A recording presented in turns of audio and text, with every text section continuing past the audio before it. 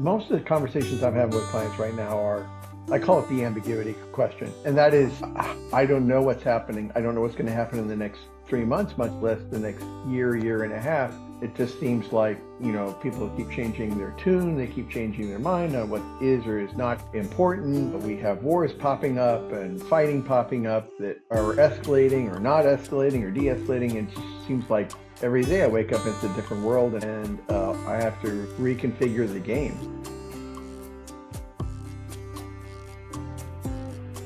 Welcome back to View from Above with John Berger of Altus Wealth Solutions, I guess I should say, in San Luis Obispo, California, or Cal Poly, as the shirt would suggest today. Welcome back, John. Good to see you, man. Thank you. It's always good to be with you. To be with you as well, and I apologize. I'm wearing a pink shirt today, which tells you it is time for me to do laundry. I've gotten all the way back to the pink shirts of the closet. That's not my normal color scheme. But oh, really?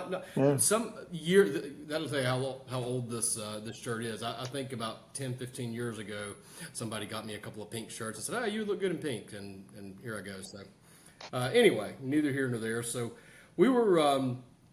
It's summertime right now, which summer a lot of times can kind of lead to a bit of a lull. In fact, we're right coming up on the longest day of the year, a couple of days from now. So we're right at the peak of summer.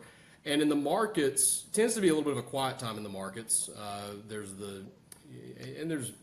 technical reasons for that. People are on vacation. Trading volume is usually a little lighter during that time. Doesn't mean that the world still keeps spinning and things keep happening, and there's always a chance for things, but it is a little bit of a quiet time. But it's also for investors and business owners. It's a good time maybe to hit the reset button and take inventory of what's going on a little bit, and can be, yeah, and put together roadmaps and game plans, whatever you want to call them, for the rest of the year. So we were chatting about interest rates, and what we've had a couple of shows where we talk about what do interest rates mean to business owners, and how does that affect inflation, and what does that mean for business owners. But there's some debate, at least in terms of what interest rate policy will be, or what may happen for the next 3 months, 6 months. And I know that one of the things we can get kind of caught or trapped doing is trying to predict what's going to happen, and sometimes it's really difficult to predict what's going to happen. But it is good to prepare for scenario A, scenario B, and maybe give weighted probabilities to which one's more likely. Somebody made a good point the other day that, weighting of probabilities. When I was a kid, I played a lot of golf, and one of the old men that I played golf with had this saying that you have a 50-50 chance of making every single putt, whether it's 2 feet or 100 feet. It's either going to go in or it's not, 50-50. Well, that's not at all true, right? The reality is you've got you've got a much, much higher probability of a short putt than a long. So even though 2 rate cuts could happen, 3 rate cuts could happen, 4 rate cuts could happen, no rate cuts could happen, all are possibilities, but the probabilities are very different. So how do you work with clients and the businesses that you work with to assign weightings to those probabilities and prepare for, okay, scenario A may have a 75% probability, but we still have to have a plan for scenario B because it could still happen, right? Right. And I tend to look at it more of, if something is, less than a 2% chance, it's not as high on my priority list to be prepared for as something that is a 40% chance. And, a 40% chance, I think the highest probability right now, if you look at what the bond market is saying, the highest probability right now is maybe 1 rate cut, probably late in the year. That's the highest probability outcome. Is it possible we could have 3 before the end of the year? Sure. Lots of things are within the realm of possibilities. And I don't think that it's considerably less likely that we could have an extra 1 or 2 by the end of the year. Could we have 4 by the end of the year? That would mean, basically every meeting from not this point today, but going forward, would have to be a rate cut, or at least 0.25%. And then you get into what size are those cuts as well. So I tended to say, well, what's the highest probability one? Let's make sure that one we're covered for. What's the next highest probability one? And then when we start dealing with smaller and smaller ones, it becomes the lost opportunity cost of spending time worrying about it or thinking about it or preparing for it or potentially preparing for something else. I mean, interest rates are a factor, not the only factor. Uh, Wars do generate their own issues, and we're definitely dealing with some of that going on. At least fighting, not a legitimate war yet, but at the time of this broadcast, Israel and Iran are doing tit for tats, and we don't know how that may or may not escalate. So when I'm meeting with clients right now, we're still talking about, well, what are the possibilities? Do you want to be borrowing money? You want to not be borrowing money? Do you think interest rates are going to be higher or lower 6 years, 6 months from now? That's another question altogether. Um, so why borrow today if you think that 6 months, if you don't need the cash today, and you think in 6 months from now, I might have a better chance to borrow money at a significantly lower rate, um, or will it be higher? Those are the things we're just really trying to factor out and say what are the possibilities. And then the other factors, which most of the conversations I'm having with clients right now are the I call it the ambiguity question, the ambiguity, um,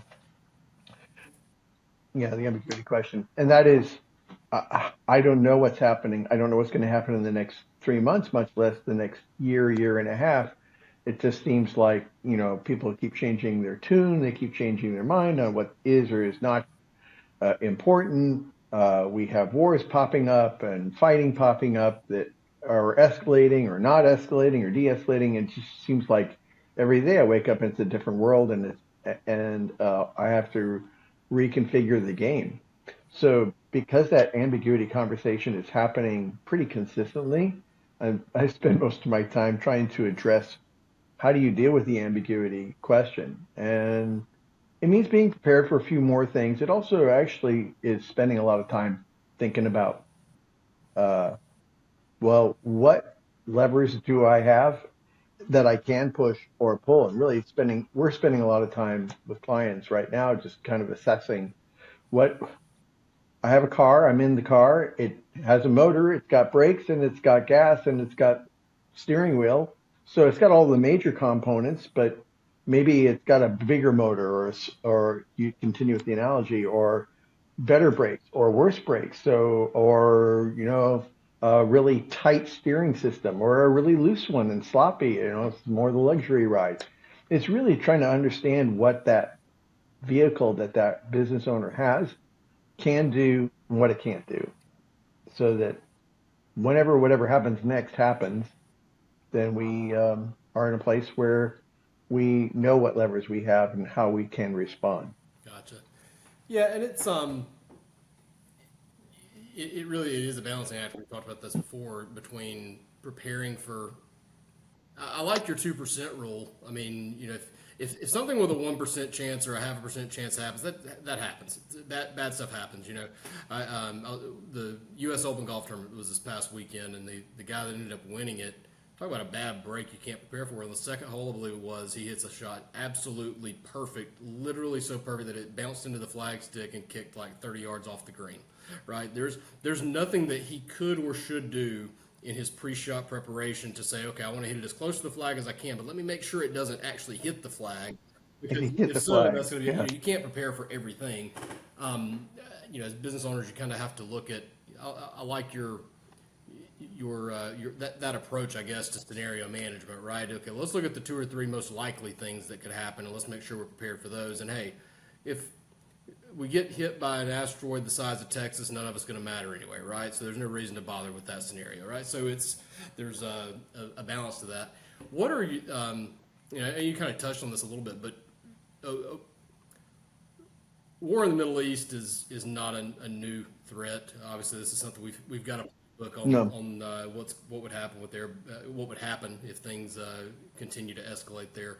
But what are some, maybe what are the top two or three threats maybe for business owners that they need to be thinking of and preparing for, and what levers do they maybe scratch the levers part? What are just some thoughts that they need to be having now for, okay, if they do escalate this, if they, if it de-escalates and kind of calms down, then this. What Yeah. economic factors would, if things do escalate, what impact does that have on the economy, and which factors that matter to business owners are going to be affected? And if it calms down, what do those factors do? Sure. Well, the two that come to mind the most, especially if you start dealing with what goes on in the Middle East, one is oil pricing, right? The price of energy of any kind. And if oil's spiking, basically the cost of all energy is going to kind of go with it because it's just the nature of the energy conglomerates that are there. And they will use that opportunity to, oh, okay, so you're going to buy less oil, but if you're going to buy this, it's like everything gets a little bit more expensive. So that's the first step. And some businesses are relatively relatively untouched by the cost of energy. Some businesses are extremely sensitive to the cost of energy in how the inputs and outputs work.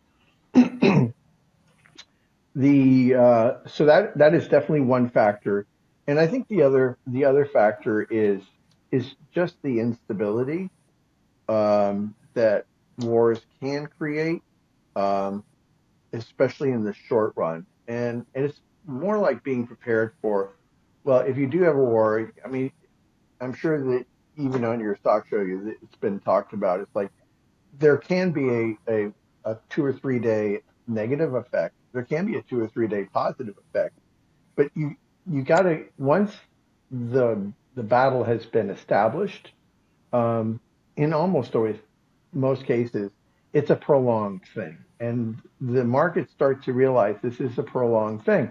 So then they start trying to figure out how to navigate that.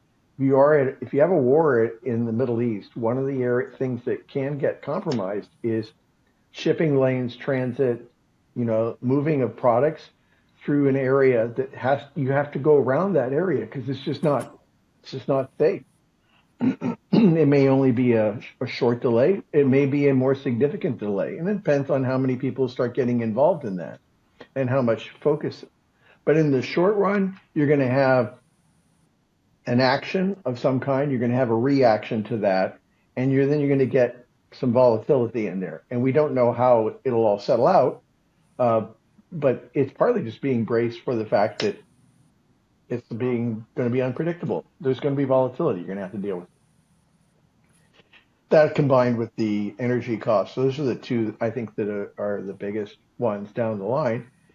And then being ready to say, all right, if this happens, if this scenario plays out, and we start to, what are the next, what I call the second level effects that we should be starting to look for, whether or not they happen, but start, what effects do we want to be monitoring to know where this is going and start getting some sense of how this is longer term going to affect the Yeah, business. and I'd say, I mean, recent history, we, we saw just a few years ago what supply chain disruptions can do. I mean, in the post-COVID world, I mean, I never envisioned a world that we would have a shortage of like chicken nuggets and stuff like that at the grocery store. You know, I remember going through a chicken Yeah, nugget seriously. shortage.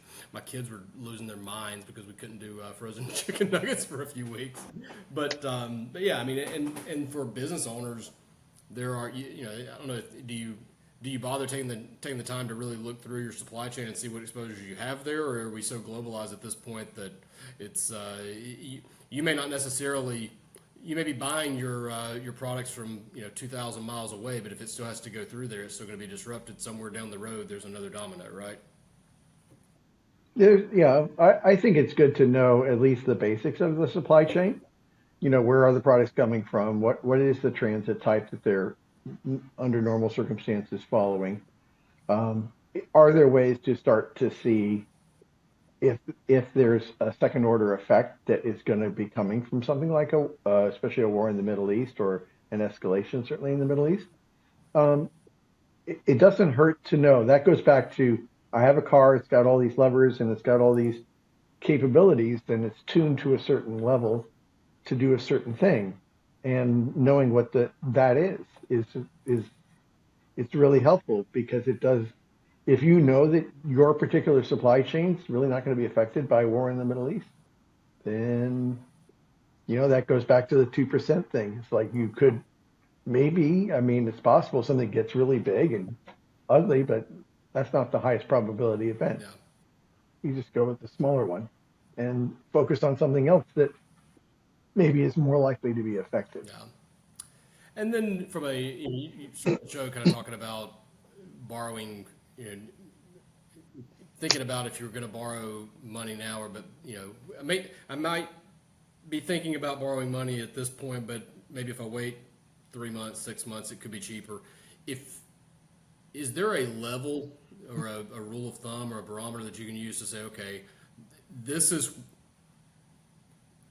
what I'm trying to basically get at here is if interest rates drop to a certain point, is now a good time to pull the trigger on that? Or is that, and it's not necessarily a constant, universal truth for all time, but if we're sitting at four and No. a half percent right now, at if we wake up tomorrow and interest rates are 3.5% for some reason, or 3%, is there like a level that you're targeting, or is it sort of a constant real time evaluation of where we are versus historical trends? Well, it is informed by the transaction cost for that particular type of borrowing, right? If your transactions costs are pretty high, and some types of borrowing, especially at the business level, transaction costs are kind of high. There's a fee cost associated with just doing it. So maybe the interest rate would have to move a little bit more from a percentage standpoint of the current rate. Um, in some cases, transactions cost are next to nothing. So, uh, well, then you know what? You don't have to. It doesn't have to move a lot to be overall less expensive. The overall rule we're looking at is ultimately the borrowing cost. If I know I'm going to want to be doing something, I'm going to be needing the money. How can I, is there a way I can have the highest probability of having this money cost me as little as possible over the long run? Yeah. And so that's just sort of a really general rule. I'd say for most business borrowing that I'm seeing, if your interest rate is going to be reduced by 15% or more, then you definitely want to be thinking about um, if interest rates are going to go down by 15% or more, there may be a value in in just waiting if you can do that for a short period of time. So if you're at 4% and interest rates are you're thinking are going to go down to 3.5 or lower, then there might be some value in waiting. At least it's worth running a couple calculations and just seeing how that plays out. If it's 4%, that's not a realistic number today in business borrowing, but if the number is, let's say it's 8% today, and it might go down to 7.5, 7.6, 6 months from now. We don't know if it will or not. Like really, that half percent is like not even 10% of the total borrowing cost. At some point, you either just got to do it or don't do it. If you're going to be doing an investment, you may just want to bite the bullet and not be waiting for that extra. Oh, I could if I could just time it perfectly, I could get instead of 8%, I could get 7.75. A quarter percent isn't really going to make. I mean, yes, it's an additional cost, but the lost opportunity cost of not doing the project or the time it not happening later on and maybe because you didn't get the project going when you needed to, you're not there for what that project is supposed to accomplish when it comes online, 6, 18, 24 months from now, or however long it takes to come online. So yeah, got to be, there's multiple variables in that calculus. Sort of closing question here. So we talk a lot about preparing, and sometimes in preparation, it can sound like we're preparing for this bad thing that can happen or that bad thing that can happen, and how to prepare for all the bad things that can happen. But at the same time, for for every action, there's an equal and opposite reaction, right? So what are some ways Yeah. for business owners to look for opportunities in the chaos. Also, I mean, if a war breaks out in the Middle East, then that's going to create a bunch of problems, and we can talk about that all day long. But are there opportunities that can arise from that, right? If we have problems that happen in our economy from rising interest rates or rising inflation or a slump in the economy or whatever, I mean, you could sit here for, I could do a 30-minute show just on topics of things that could go wrong. But what are some opportunities that could be presented for business owners to capitalize from the chaos if it does? Well, sure. And I think the most tractable example of that was look at what happened with COVID, right? Mm-hmm. So we had this horribly disruptive event that forces everybody to change every aspect of their life for at least several weeks, if not months. And then that creates depressions, recessions, drops in volumes. It definitely changed the dynamics of the business cycle for that particular period, and it created opportunities. If you walked into COVID saying the world's falling apart and I'm never going to do business again because right now I have to be closed, or they're making me only allow 10 people at a time into my store when normally speaking I'm used to having 80 people in my store at a time. Uh, if that's where your focus is, and yes, you still have to respond to what's going on in the moment, but then the really good business owners are sitting there going, all right, if I can just get past this page, what's going to be the post fallout? What is that going to look like? And is there going to be an opportunity for me to jump in and take advantage of that? And that's really where some of these investments that I'm talking about, because remember, most of these investments for businesses have I think at the short end, 12-month lead time for a lot of them. A lot of building projects, 18 months, 24, 36, not unusual, right? So you you almost, it goes back to the Wayne Gretzky quote. I don't shoot the puck at where the player is. I shoot the puck at where the player is going to be. And that is that's the fun part of doing business is you starting to think, well, what's the probability of that happening, of such and such happening, or what's the highest probability of a post fallout? What's that going to look like? And is there an opportunity there to take advantage of Yeah. that? Yeah, that's the cool thing about it. What makes it a lot of fun for those of us who enjoy doing it is that business is definitely not just a science. It's an art, and there's an art and a science, and and Mhm. they commingle. There's an art to the science, right? And there's a science to the art, Mhm. even in some ways. So it's you being prepared for all scenarios is part of the job description, whether you want it or not, I guess. But that's the fun side of it too. So Yeah, but at least being prepared for as many of the scenarios as are likely to happen, right? And I think that's been the ongoing theme of our conversations has been preparation is really helpful because it does allow you not just to react to something, but to respond and to anticipate where the puck needs to be, going back to the Gretzky analogy, where the puck needs to be so you can position yourself and be there, especially because anything, any investment in a business and a business cycle is going to take months at the minimum to be realized yeah, from an effect yeah. standpoint. Well, as always for listeners and viewers, if navigating all this stuff is if you don't if you don't know what you're looking for, you don't know how to find it in some ways, and that's what John's here to do, and how he helps his clients. He knows the landscape, and he's been through a lot of these scenarios before. So if you are if you have questions, there's no way that we're ever going to be able to touch on every single possible topic that every single business owner could ever have on a podcast or YouTube video or anything like that. But that's where John comes in. He can use his experience and kind of talk through your specific business challenges, your opportunities, and help you be prepared. I think that's that is the theme of I think what we do more than anything else is try to help business owners be prepared. Hmm. Definitely the theme of your business. So if you're interested in chatting with John, you can visit altuswealth.com, altus Correct. wealth.com, and John would be happy to speak with you, I'm sure. John, pleasure as always, and hope you enjoy the rest of your day, and we'll talk soon. All right. You too. Take care.